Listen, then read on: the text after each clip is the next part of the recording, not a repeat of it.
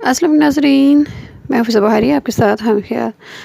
آج کی دو اہم ترین خبریں یہ ہیں کہ جو آپ کے ساتھ شیئر کرنا ہے۔ ایک طرف کینیڈین گورنمنٹ ہے جو ہر اہم موقع پر مسلمانوں کو مبارکباد دیتا ہے اور ان کے لیے سہولتیں اور آسانیاں فراہم کرتا ہے، اور دوسری طرف انڈیا ہے۔ ایک ہی وقت میں دو خبریں۔ کینیڈین گورنمنٹ نے ٹورنٹو میں موجود مسجد ابوبکر میں مغرب کی اذان اور لاؤڈ اسپیکر پر دینے کی اجازت دی ہے۔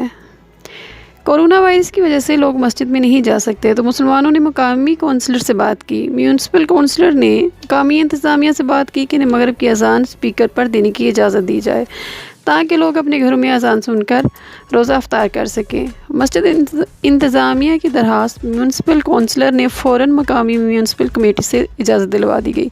مسلمان بہت خوش ہیں کہ یہ کام اتنا آسان ہوگا، انہوں نے کبھی سوچا ہی نہ تھا۔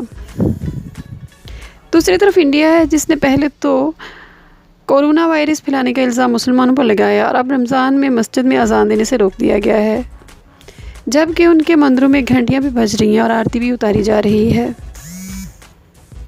تفصیلات میں بتایا جا رہا ہے مؤذن جب اذان دینے کے لیے مسجد جا رہا تھا تو دو پولیس والوں نے روکا اور کہا کہ گورنمنٹ نے اذان دینے پر پابندی لگا دی ہے۔ مسلمان عورتوں نے کہا کہ پھر ہم روزہ کیسے افطار کریں گے اور نماز کی ادائیگی کا ٹائم بھی معلوم نہیں ہو سکے گا۔ انڈین پولیس والوں نے کہا کہ ہم کچھ نہیں کر سکتے، جو کہنا ہے مودی سرکار کو کہو۔ السلام علیکم ورحمۃ اللہ وبرکاتہ۔